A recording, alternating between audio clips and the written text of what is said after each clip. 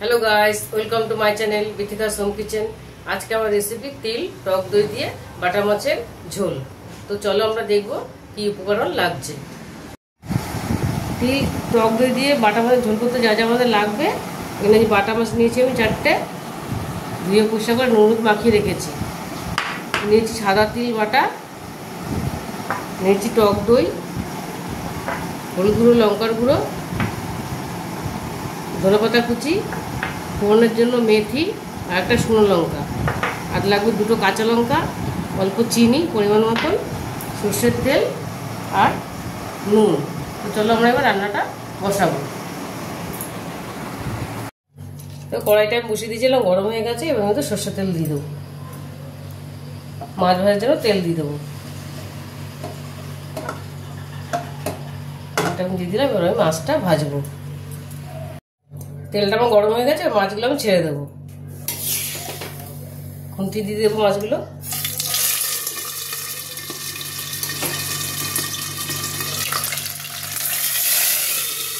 দুটো করে ভেজে নেবো আমি। দেখো এই মাছগুলো ভাজা হয়ে গেছে, তুলে দেবো আমি। এই মাছগুলো দিয়ে দেবো, মাছগুলো দিয়ে দেবো।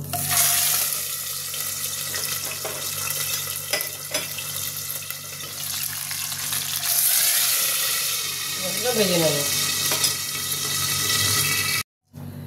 দেখো সব কটা মাছ আমি ভেজে তুলে নিয়েছি ভালো করে। এবারে ফোড়নটা দেবো, দিয়ে দেবো গোটা শুকনো লঙ্কাটা, আর দিয়ে দেবো গোটা মেথিটা। মেথিটা একটু ভাজা ভাজা সুগন্ধ বেরোলে আমি এবার তিল বাটাটা দিয়ে দেবো। সুন্দর একটা গন্ধ বেরিয়েছে, এবার আমি তিল বাটাটা দিয়ে দেবো। আমি এবার তিল বাটাটা দিয়ে দিলাম, সাদা তিল বাটাটা।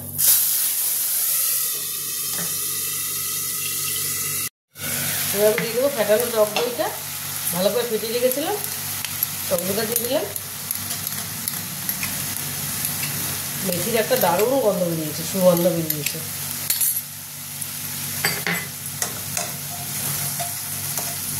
এবার আমি দিয়ে দেবো হলুদ গুঁড়ো, লঙ্কার গুঁড়োটা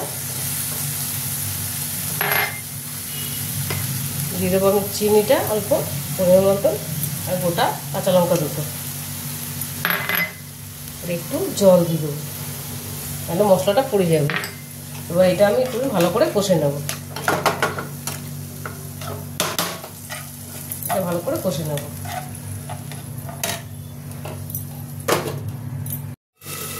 দেখো মশলাটা আমার কষা হয়ে গেছে, তেল ছেড়ে দিয়েছি। এবার আমি জল দেবো, অল্প করে জল দেবো, বেশি জল দেবো না।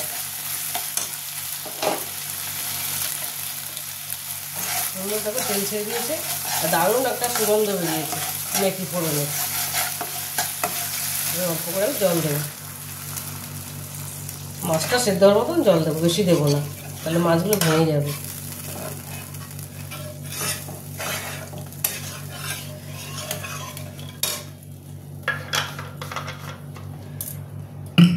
ফুটলে, জলটা ফুটলে আমি মাছগুলো ছাড়বো। দেখো ঝোলটা আমার ফুটে গেছে, মাছগুলো ছেড়ে দেবো আমি। মাছগুলো আমি দিয়ে দেবো, মাছগুলো একটু ফুটবে, এটা এক পিঠ ফুটলে আর একটু উল্টে দেবো আমি।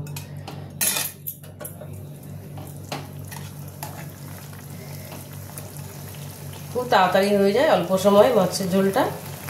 তোমরা বাড়িতে করে দেখবে, ভীষণ তাড়াতাড়ি হয়ে যায়। এক পিঠ ফুটলে আমি আরেক পিঠ উল্টে দেবো। দেখো এক পিঠ আমার হয়ে গেছে, আমি নুনটা দিতে ভুলে গেছিলাম, দিয়ে দেবো পরিমাণ মতো নুন।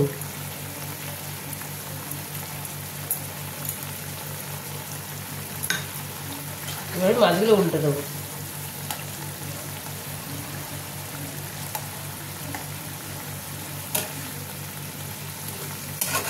দিলাম, এবার এই পাশটা একটুখানি ফুটবে, তাহলে মাছটা সেদ্ধ হয়ে যাবে। দেখো মাছটা আমার হয়ে গেছে, পিঠটাও সেদ্ধ হয়ে গেছে।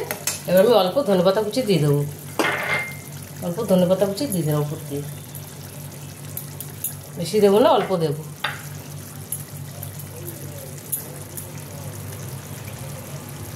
আর উপর থেকে একটু, এবার আমি গ্যাসটা বন্ধ করে দেবো, আর উপর থেকে একটু কাঁচা তেল ছড়িয়ে দেবো।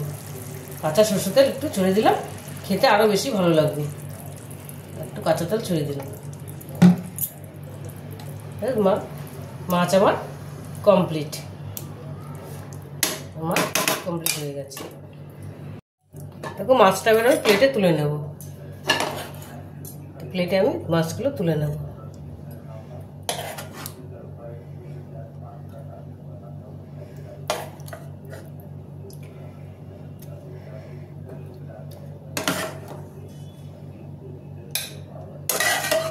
মাছগুলো আমি সবকটা তুলে নিয়েছি।